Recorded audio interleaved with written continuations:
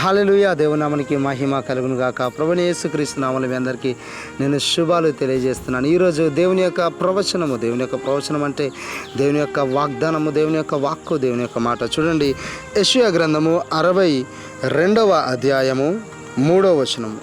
నీవు యెహోవా చేతిలో భూషణ కిరీటముగాను దేవుని చేతిలో రాజకీయ మకుటముగాను ఉందువు. హల్లెలూయా. దేవునికి మహిమ కలుగును గాక. చూడండి, నీవు దేవుని చేతిలో వాడబడే ఒక విలువైన పాత్రగా నువ్వు ఉంటావు. నువ్వు అనుకుంటున్నావా, నా కుటుంబ సభ్యులో కానీ, నా బంధువుల్లో కానీ ఎవరిలో నాకు విలువ లేదు, నేను ఒంటరిగా ఉన్నాను, నా వల్ల కాదు, నా చేస్తున్న జాబ్లో నాకు విలువ లేదు, నా బిజినెస్లో నాకు విలువ లేదు, ఎక్కడ చేసినా కానీ నాకు విలువ లేదు అనుకుంటున్నావు. అయితే దేవుడు సెలవిస్తున్నాడు ఏంటంటే, నీవు యెహోవా చేతిలో భూషణ కిరీటముగాను నీ దేవుని చేతిలో రాజకీయ మకుటముగాను నువ్వు ఉంది. అంటే దేవుడు నిన్ను ఒక బలమైన వ్యక్తిగా, ఒక అభిషక్తునిగా, ఒక అభిషక్తురాలుగా, అనేక మందిని ప్రభావితము చేసే ఒక వ్యక్తిగా దేవుడు నిన్ను మార్చబోతున్నాడు. నీవు ఆయన చేతిలో భూషణ కిరీటంగా ఉండబోతున్నావు. ఎందుకంటే దేవుడు నిన్ను ప్రత్యేకంగా తన కొరకు సృజించుకొని ఉన్నాడు. ఎందుకంటే దేవుడు నిన్ను ప్రత్యేకంగా ఎన్నుకున్నాడు. నీవు భూషణ కిరీటంగా నువ్వు ఉండబోతున్నావు. దేవుని చేతిలో ఒక ఖడ్గంగా నువ్వు మార్చబడబోతున్నావు. దేవుని చేతిలో ఒక బలమైన ఆయుధంగా నువ్వు మార్చబడి అనేకులను ఆయన యుద్ధకు నడిపించే వ్యక్తిగా దేవుడు నిన్ను మార్చుకోబోతున్నాడు.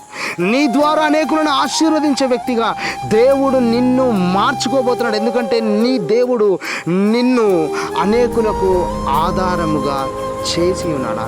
నీకు అర్థమైతలేదేమో, ప్రస్తుత పరిస్థితులను చూస్తూ ఉంటే ప్రాఫెట్ గారు మీరు చెప్తా ఉన్నారు, కానీ ఈ మాటలన్నీ ఎప్పుడు నెరవేరుతాయో ప్రస్తుతం ఆ పరిస్థితి మారితే చాలని అనుకుంటాం. చాలామంది ఇదే విధంగా ఆలోచిస్తారు. కానీ మీకు ఒక విషయం తెలుసా అండి, దేవుడు ఎప్పుడు నీ యొక్క గతం గురించి మాట్లాడు, ఎప్పుడైనా నీ భవిష్యత్తు గురించి మాట్లాడతాడు. ఎందుకంటే ఆయన నీ భవిష్యత్తును చూసే దేవుడు. ఆయన నీ భవిష్యత్తును చూసి దాని ప్రకారమే ఈరోజు ఈ ప్రవచన వాక్కును నీకు ఇస్తున్నాడు. ఏంటంటే నీవు ఆయన చేతిలో రాజకీయ మకుటంగా నువ్వు ఉండబోతున్నావు.